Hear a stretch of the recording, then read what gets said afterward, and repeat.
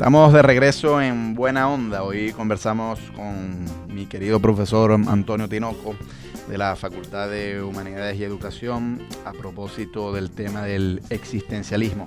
Usted había dicho en el segmento anterior y en el primer segmento, profesor, que uno de los grandes temas del existencialismo es la angustia. ¿La angustia respecto a qué?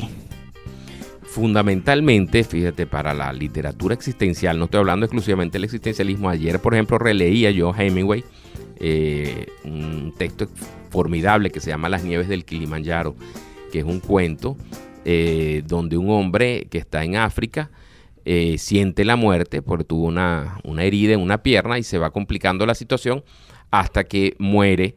Pero todo el proceso entre que él cae en cama y el momento de morir es como un examen, una retrospección sobre su vida. Y ahí uno siente la angustia que el personaje tiene de saber que la muerte lo está rondando, que la muerte se sienta en la cama como un personaje más, y sentimos esa visión de la angustia. El personaje de Hemingway lo va a mitigar con el alcohol. Fíjate que es interesante. Antes de morir, ese eso no es día, nada recomendable. No, pero antes de morir él utilizaba el alcohol, se evadía con el alcohol porque sentía la presencia de la muerte.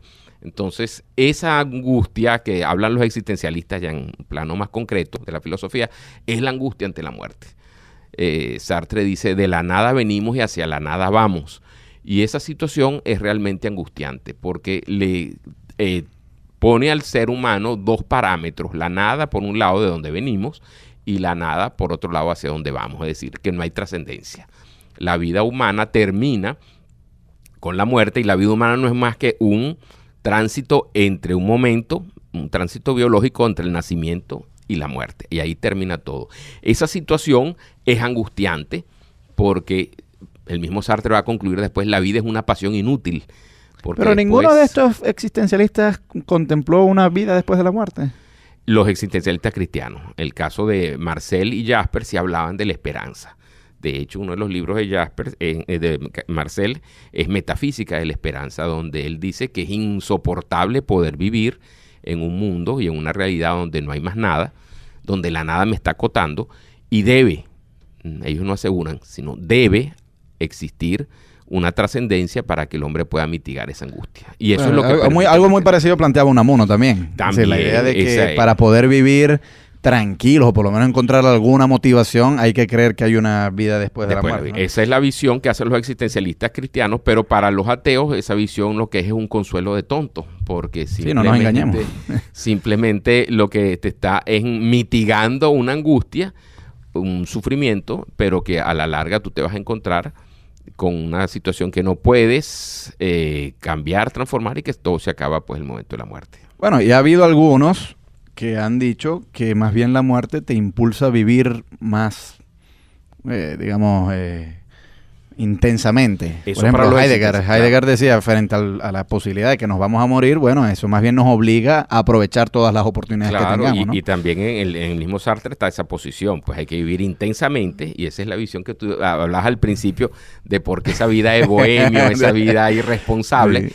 En cierto modo porque la vida es corta, es un tránsito muy pequeño, y hay que vivirlo intensamente, disfrutarlo plenamente, porque uno no sabe si mañana va a estar vivo. Ahora, una cosa es que cuando uno analiza la vida de estos personajes que escribieron obras existencialistas, ellos no parecieron llevar una vida intensa.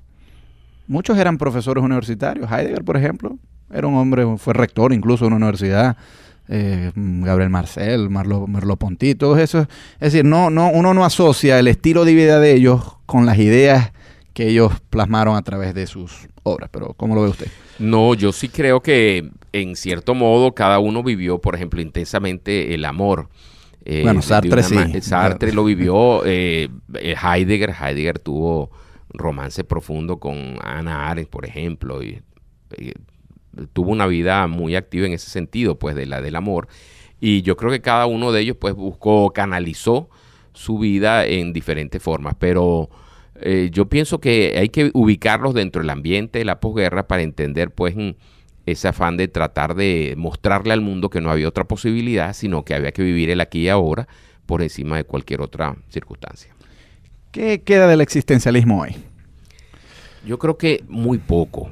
Yo creo que queda la visión histórica. El existencialismo ya está en la historia y las preocupaciones del mundo son otras hoy día y estamos bajo otras circunstancias, pues muy diferentes a las que vivieron los existencialistas. Es importantísimo ver que el existencialismo se puede considerar la última tendencia metafísica que hemos tenido ante una creciente y avasallante evolución de las filosofía analítica, la filosofía de la ciencia, la epistemología, filosofía del lenguaje, etcétera. Ahora la filosofía que está vinculada con la neurociencia, etcétera. El existencialismo es la última metafísica que se pudo haber dado. Sí, para muchos de estos filósofos que están abocados a la neurociencia, etcétera, el existencialismo es charlatanería, realmente. Sí. Pero refleja lo que te digo, lo que nos queda a nosotros del existencialismo fue un momento histórico que vive concretamente Occidente y particularmente Europa, y donde vemos pues el impacto de la guerra, la destrucción, y cómo el hombre se enfrenta a su realidad desde una perspectiva pesimista y desde una perspectiva sumamente, si ustedes quieren, trágica, pues porque la visión del existencialismo va muy vinculado a la tragedia, muy vinculado al pesimismo, y es eso lo que conseguimos allí. No se ha dado otra filosofía existencial, otra filosofía metafísica, de corte metafísico después del existencialismo, y prácticamente nos queda pues un gran caudal de obras literarias, de obras filosóficas, que es el patrimonio que dejaron esos grandes pensadores del siglo XX, de la primera mitad del siglo XX, a la humanidad.